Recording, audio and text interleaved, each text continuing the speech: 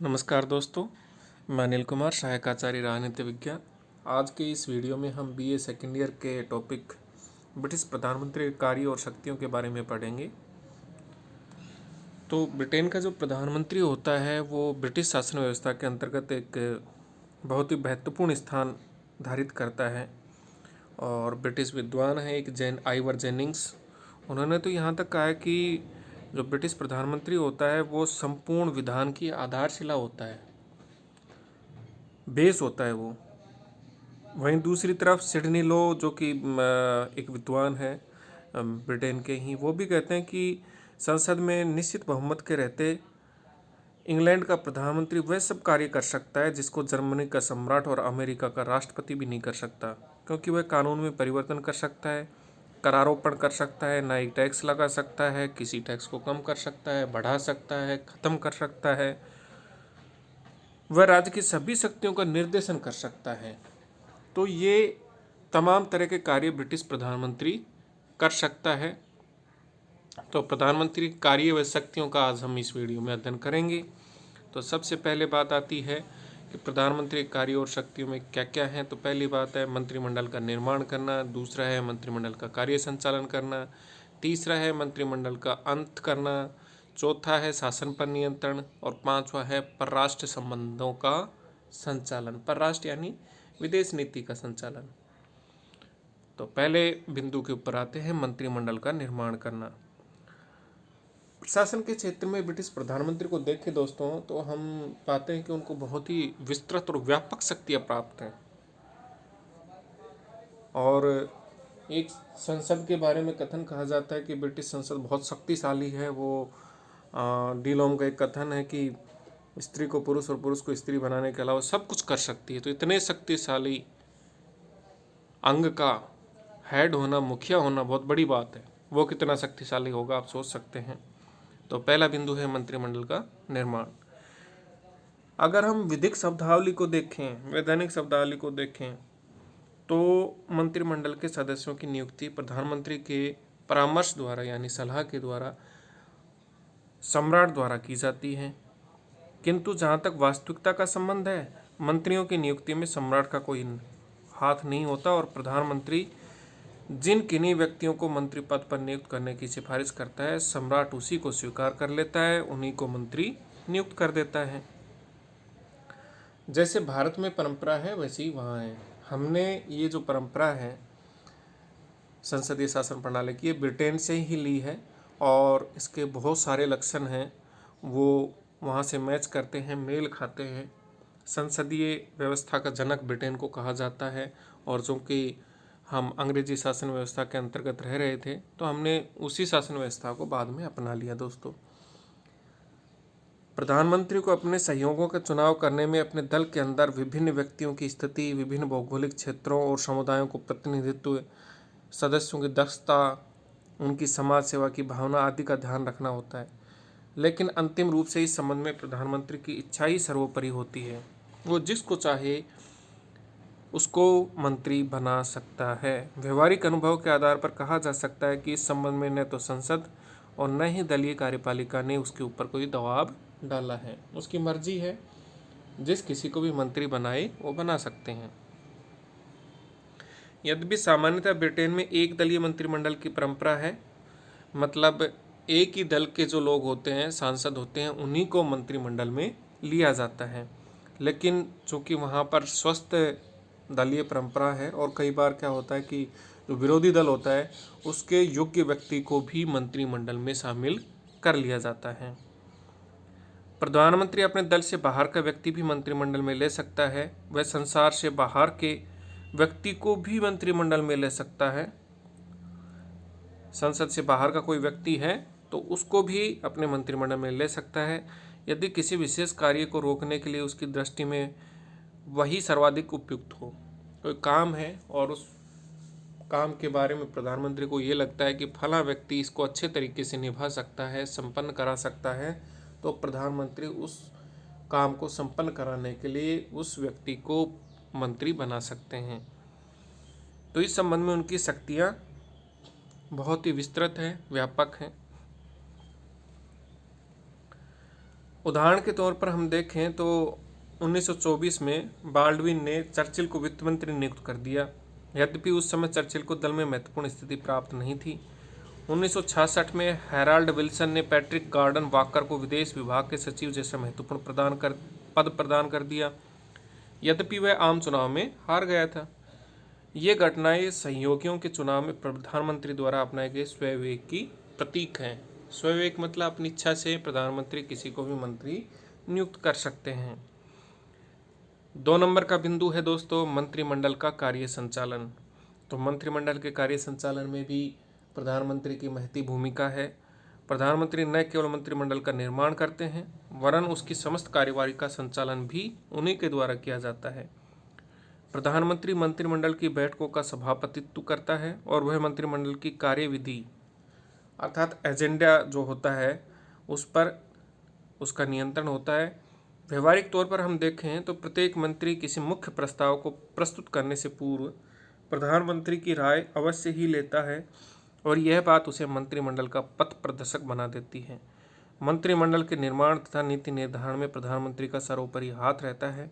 यद्यपि मंत्रिमंडल के अंतर्गत विभिन्न विषयों पर गोपनीय किंतु स्वतंत्र विचार विमर्श की प्रक्रिया को अपनाया जाता है और विवादास्पद विषय पर मतदान की प्रक्रिया को भी अपनाया जा सकता है, किंतु सामान्यतया प्रधानमंत्री का विचार ही निर्णायक होता है और मंत्रिमंडल उसे अपने निर्णय के रूप में स्वीकार कर लेता है। नंबर 3 है मंत्रिमंडल का अंत। विधि के अनुसार अर्थात जो वहाँ के नियम हैं कानून हैं उनके अनुसार मंत्रियों को हटाने का अधिकार सम्राट का है। ये स्पेशल राइट है सम्राट का, जब चाहे उनको हटा सकता है। जैसा कि भारत के राष्ट्रपति के संदर्भ में देख सकते हैं कि राष्ट्रपति किसी भी मंत्री को पद से हटा सकते हैं, पदच्युत कर सकते हैं, वैसे ही वहाँ के सम्राट कर सकते हैं। लेकिन व्यवहारिक तौर पर हम देखें तो ये शक्ति वास्तव में किसके पास निहित है? प्रधानमंत्री के पास। जिस किसी मंत्री के बारे में प्रधानमंत्री ये कह देगा, सलाह दे देगा, परामर्श दे देगा कि इसको हटा दिया जाए पद से, उसी को सम्राट पद से हटाएंगे। प्रधानमंत्री को अधिकार है कि वह अपने एक या अधिक सहयोगियों की पदच्युत यानी उसका पद से हटाने या संपूर्ण मंत्रिमंडल के अंत की सिफारिश सम्राट से कर सकते हैं। यदि प्रधानमंत्री स्वयं त्यागपत्र दे दे तो उसके त्यागपत्र के साथ स्वतः ही पूरी मंत्रिपरिषद भंग हो जाएगी। अगर प्रधानमंत्री खुद त्यागपत्र दे देते हैं तो एक खास बात है दोस्तों, उसके द्वारा बनाए गए सभी मंत्री भी स्वतः ही अपने पद से हट जाएंगे, क्योंकि उनकी नियुक्ति किसने की है? प्रधानमंत्री ने की है वास्तविक तौर पर। और जब प्रधानमंत्री नहीं रहे तो फिर मंत्री क्या करेंगे? प्रधानमंत्री से अंतिम रूप से असहमत मंत्री को त्यागपत्र देना ही होता है। मंत्रिमंडल के अंतर्गत ही मंत्रिमंडल के पुनर्गठन की शक्ति भी सम्मिलित है। लॉस्की के शब्दों में वह अपने मंत्रिमंडल में जब चाहे और जैसा चाहे वैसे परिवर्तन कर सकते हैं। नंबर 4 है शासन पर नियंत्रण। अगर हम सैद्धांतिक तौर पर देखें ब्रिटिश राज व्यवस्था को तो दोस्तों हम पाते हैं कि वहाँ सर्वोच्च जो शक्ति है वो कौन है? वहाँ का सम्राट। लेकिन ये सिद्धांत रूप को आप छोड़ दीजिए, व्यवहारिक तौर पर हम देखें तो वहाँ सर्वोच्च कौन है? वहाँ की संसद, वहाँ का प्रधानमंत्री। सिद्धांत रूप में देश का शासन प्रमुख राजा है, किंतु व्यवहार में शासन प्रमुख के सभी अधिकारों का प्रयोग प्रधानमंत्री के द्वारा ही किया जाता है। शासन पर सर्वोच्च नियंत्रण रखने हेतु उसके द्वारा शासन के विभिन्न विभागों में समन्वय स्थापित किया जाता है। उसके द्वारा यह कार्य विभिन्न विभागों के मंत्रियों में मध्यस्थता करते हुए और विभिन्न विभागों को आदेश निर्देश देते हुए किया जाता है। राज्य के सम्मान प्रदान करने का कार्य सम्राट के द्वारा प्रधानमंत्री के परामर्श के आधार पर ही किया जाता है। इस प्रकार सभी महत्वपूर्ण राजकीय पदों पर नियुक्तियां या तो प्रधानमंत्री द्वारा स्वयं की जाती हैं या उसके परामर्श के द्वारा सम्राट उनकी नियुक्ति करता है। जैसे बिशप हुआ, राजदूत हुए, न्यायाधीश हुए और जो महत्वपूर्ण विभाग हैं उनके जो हेड हैं, मुखिया हैं, उनकी नियुक्ति है। उपनिवेशों के गवर्नर हैं, स्थायी आयोगों और बोर्डों के मुख्य अधिकारी, ये सब के सब किसके द्वारा नियुक्त होते हैं? प्रधानमंत्री के द्वारा, या तो डायरेक्ट रूप से या फिर प्रधानमंत्री की सलाह से सम्राट के द्वारा नियुक्त होते हैं। यद्यपि नियुक्तियों के संबंध में विभागीय मंत्रियों की राय ली जाती है, फिर भी प्रधानमंत्री का ही निर्णय अंतिम होता है। अंत में कोष का प्रथम लॉर्ड और कोष के संस्थापन मंडल का अध्यक्ष होने के कारण कोष के उच्च अधिकारियों के चयन में प्रधानमंत्री की सहमति आवश्यक होती है। अगला बिंदु है दोस्तों परराष्ट्र संबंधों का संचालन। प्रधानमंत्री का एक महत्वपूर्ण अधिकार और कार्य विदेश नीति का संचालन करना भी है, अर्थात परराष्ट्र संबंधों का संचालन करना भी है। किस देश के साथ कैसे संबंध स्थापित करने हैं, किससे समझौता करना है, संधि करनी है, किससे पूर्व में की गई संधि में बदलाव करने हैं, ये तमाम तरह के डिसीजन जो हैं, निर्णय जो है वो प्रधानमंत्री के द्वारा लिए जाते हैं। परराष्ट्र मंत्रालय चाहे उसके पास हो या न हो, परराष्ट्र संबंध के सुचारू संचालन का अंतिम जो दायित्व है वो प्रधानमंत्री का ही होता है, अंतिम निर्णय उसी के पास होता है। व्यवहार में 1945 से 50 के काल को छोड़कर सदैव ही वैदेशिक मामलों पर प्रभावपूर्ण नियंत्रण प्रधानमंत्री का रहा है। दूसरे देशों के साथ किए जाने वाले महत्वपूर्ण समझौतों पर ब्रिटेन की ओर से परराष्ट्र मंत्री के द्वारा नहीं बल्कि प्रधानमंत्री के द्वारा हस्ताक्षर किए जाते हैं, तो ये उसकी महत्वपूर्ण भूमिका को इंगित करता है। अगला बिंदु है दोस्तों प्रधानमंत्री के कार्य व शक्तियों के अंतर्गत छठा बिंदु हम देखें तो वह है लोक सदन का नेतृत्व। लोक सदन यानी हाउस ऑफ कॉमन्स का जो नेतृत्व है उसको लीड जो किया जाता है वो ब्रिटिश प्रधानमंत्री के द्वारा किया जाता है। हाउस ऑफ कॉमन्स के यानी लोक सदन के बहुमत दल के नेता को प्रधानमंत्री पद प्राप्त होता है और उसके द्वारा शासन प्रमुख के साथ साथ लोक सदन के नेता के रूप में भी कार्य किया जाता है। हाउस ऑफ कॉमन्स का जो बहुमत प्राप्त दल होता है उसी के नेता को प्रधानमंत्री नियुक्त किया जाता है। प्रधानमंत्री अपने मंत्रियों के साथ संसद में महत्वपूर्ण व्यवस्थापन कार्य का संचालन करता है। वह व्यवस्थापन के संबंध में नीति निर्धारित कर संसद का पथ प्रदर्शन करता है। समस्त सरकारी विधेयक उसके निरीक्षण में तथा उसके परामर्श के अनुसार ही तैयार किए जाते हैं। सरकारी विधेयक कौन से होते हैं दोस्तों? वो विधेयक जो मंत्रिपरिषद के द्वारा रखे जाते हैं, मंत्रिपरिषद के सदस्यों के द्वारा रखे जाते हैं, वो सरकारी विधेयक कहलाते हैं। और मंत्रिपरिषद के अलावा और कोई भी विधेयक और कोई भी व्यक्ति संसद का सदस्य यदि विधेयक रखता है तो वो निजी विधेयक या गैर सरकारी विधेयक कहलाता है। ये नहीं कि सत्ताधारी दल के द्वारा जब विधेयक रखा जाए तो वो सरकारी विधेयक होगा और जब विपक्ष के द्वारा विधेयक रखा जाए तो वो गैर सरकारी विधेयक होगा। ये भ्रम ना पाले, सीधी साफ स्पष्ट बात यह है कि मंत्रिपरिषद के सदस्यों के द्वारा जब विधेयक सदन में रखा जाता है तो वो सरकारी विधेयक होता है और मंत्रिपरिषद के सदस्यों के अतिरिक्त अन्य कोई भी सदस्य जब विधेयक प्रस्तुत करता है सदन में तो वो गैर सरकारी विधेयक कहलाता है। तो समस्त सरकारी विधेयक उसके निरीक्षण में अर्थात प्रधानमंत्री के निरीक्षण में तथा उसके परामर्श के अनुसार ही तैयार किए जाते हैं और वार्षिक आय व्यय का ब्यौरा तैयार करने में भी प्रधानमंत्री का प्रमुख हाथ रहता है। सदन के अध्यक्ष तथा विरोधी दल के नेता के परामर्श से वह संसद का समय विभाजन तथा कार्यक्रम तैयार करता है और दलीय सचेतकों के माध्यम से वह दल के सदस्यों को आवश्यक आदेश देता है। संसद में शासन की नीति से संबंधित अंतिम तथा अधिकृत घोषणा प्रधानमंत्री के द्वारा ही की जाती है।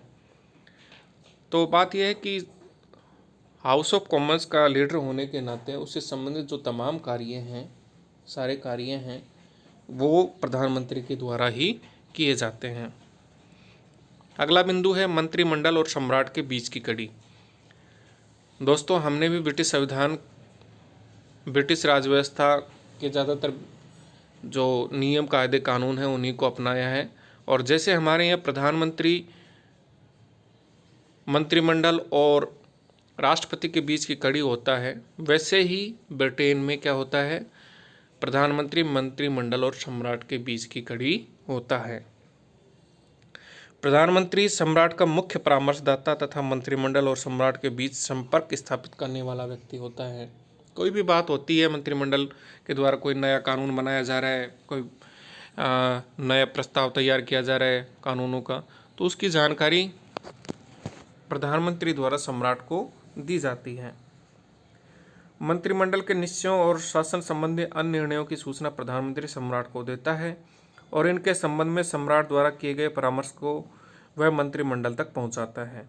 19वीं सदी तक प्रधानमंत्री की उपेक्षा करके अन्य मंत्री सम्राट से सीधा संपर्क स्थापित कर लेते थे, लेकिन आजकल यह परंपरा हो गई है कि अन्य सभी प्रधानमंत्री की सहमति से ही सम्राट से भेंट कर सकते हैं। 19वीं सदी से पहले तक सिस्टम ये था ब्रिटेन में कि कोई भी जो संसद सदस्य है, लोक सदन का मेंबर है, वो सीधा जाकर के और सम्राट से भेंट कर लेता था, मुलाकात कर लेता था। लेकिन बाद में अब यह परंपरा स्थापित हो गई है कि प्रधानमंत्री के पास जाओ, उनके पास अपनी बात रखो और प्रधानमंत्री उस बात को सम्राट तक पहुंचाएंगे। सीधी भेंट करना अब वहाँ परंपरा का हिस्सा नहीं है। प्रधानमंत्री का यह सामान्य सा प्रतीत होने वाला कार्य व्यवहार में पर्याप्त महत्व रखता है, महत्वपूर्ण स्थान रखता है। अंतर्राष्ट्रीय सम्मेलनों में ब्रिटेन का प्रतिनिधित्व 8वां बिंदु है हमारा प्रधानमंत्री के कार्य व शक्तियों में कि अंतर्राष्ट्रीय जो भी सम्मेलन होते हैं तो उनमें ब्रिटेन का रिप्रेजेंटेटिव कौन होता है? ब्रिटिश प्रधानमंत्री, न कि सम्राट। राजनीतिक, आर्थिक और अन्य महत्वपूर्ण अंतर्राष्ट्रीय सम्मेलनों में ब्रिटेन का प्रतिनिधित्व प्रधानमंत्री के द्वारा ही किया जाता है। सन 1929 में मैकडोनाल्ड ने अमेरिकी राष्ट्रपति हूवर के साथ बार बार वार्तालाप करके इंग्लैंड तथा अमेरिका के बीच संबंध स्थापन में प्रशंसनीय योगदान दिया था। चैम्बरलिन ने हिटलर से वार्तालाप कर म्यूनिख समझौते पर हिटलर के हस्ताक्षर कराए थे।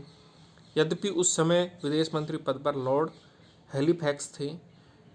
इसी प्रकार द्वितीय विश्व युद्ध के दौरान विंस्टन चर्चिल 6 बार अमेरिकी राष्ट्रपति रूजवेल्ट तथा 2 बार रूस के सर्वोच्च नेता स्टोलिन से मिले और इसके फलस्वरूप ही मित्र राष्ट्रों की युद्ध नीति निश्चित हो सकी। तो अंतर्राष्ट्रीय स्तर पर ब्रिटेन का प्रतिनिधित्व का कार्य प्रधानमंत्री के द्वारा किए जाते हैं और इस स्तर पर जो भी निर्णय लिए जाते हैं वह भी प्रधानमंत्री के द्वारा लिए जाते हैं। 9वां बिंदु है राष्ट्रमंडल देशों के साथ संबंध। ये राष्ट्रमंडल देश कौन से होते हैं दोस्तों? वो देश जो कभी अंग्रेजी शासन के अधीन रहे हों, अंग्रेजी शासन के उपनिवेश रहे हों, तो उन्हें राष्ट्रमंडल देश कहा जाता है। भारत भी एक राष्ट्रमंडल देश है, श्रीलंका है वो भी राष्ट्रमंडल देश है, पाकिस्तान है वह भी राष्ट्रमंडल देश है, बांग्लादेश भी। कहने का मतलब ये है, साफ सुथरी बात यह है कि जो देश कभी ब्रिटेन के शासन के अंग थे, उसके अधीन थे, उसके उपनिवेश थे, तो वो राष्ट्रमंडल देश कहलाते हैं। और ऐसे देशों के साथ संबंध रखने में ब्रिटिश प्रधानमंत्री की बहती भूमिका है, महत्वपूर्ण भूमिका है। ब्रिटिश प्रधानमंत्री का यह भी कार्य है कि वह राष्ट्रमंडलीय देशों से संपर्क स्थापित रखे और महत्वपूर्ण विषयों में उसे परामर्श देता रहे। 1973 के प्रारंभ में ब्रिटेन द्वारा यूरोपियन आर्थिक समुदाय की जो सदस्यता प्राप्त की गई, उसके लिए ब्रिटिश प्रधानमंत्री हैरोल्ड विल्सन और एडवर्ड की हीथ के द्वारा अनेक बार राष्ट्रमंडलीय देशों से संपर्क स्थापित किया गया, जिससे आर्थिक समुदाय की सदस्यता के साथ राष्ट्रमंडलीय हितों की भी रक्षा की जा सके। राष्ट्रमंडलीय देशों के विचार विमर्श के लिए प्रधानमंत्री समय पर उनका सम्मेलन बुलाते रहते हैं। इस सम्मेलन की अध्यक्षता भी ब्रिटिश प्रधानमंत्री ही करते हैं। अगला बिंदु है दोस्तों, प्रधानमंत्री राष्ट्र का नायक होता है। इन सब के अतिरिक्त एक तथ्य जो प्रधानमंत्री को ब्रिटिश राजनीति में सर्वाधिक महत्वपूर्ण बना देता है वह यह है कि वर्तमान समय में सामान्य निर्वाचन प्रधानमंत्री का ही निर्वाचन होता है। राजनीतिक दलों के द्वारा अपनी नीतियों के आधार पर नहीं, वरन अपने नेता के व्यक्तित्व के आधार पर चुनाव लड़े जाते हैं। 1945 का आम चुनाव अनुदार दल के नेता द्वारा अर्थात चर्चिल के नाम पर लड़ा गया और अनुदार दल का प्रमुख नारा था, उसको युद्ध का अधूरा काम पूरा करने दो। यह बात 20वीं सदी के सभी ब्रिटिश चुनावों के संबंध में कही जा सकती है। जून 2001 में संपन्न लोक सदन के चुनावों में जनता को इस बात का निर्णय करना था कि वह प्रधानमंत्री के रूप में टोनी ब्लेयर को चाहती है या विलियम हेग को चाहती है, और फिर जनता ने टोनी ब्लेयर को इस बहुमत प्रदान किया। तो दोस्तों ये थे प्रधानमंत्री के कार्य और शक्तियाँ। इनमें आपने देखा कि ब्रिटिश प्रधानमंत्री को बहुत ही विस्तृत और व्यापक शक्तियाँ प्राप्त हैं और इन शक्तियों के उपभोग करने में उसे पूरी आज़ादी और स्वतंत्रता भी प्राप्त है। वह जैसा चाहे वैसा तरीका अपनाकर शासन व्यवस्था को संचालित कर सकता है। आगे की वीडियो में हम ब्रिटिश शासन व्यवस्था के संबंध में अन्य जो प्रावधान हैं, उपबंध हैं, उनका अध्ययन करेंगे। धन्यवाद।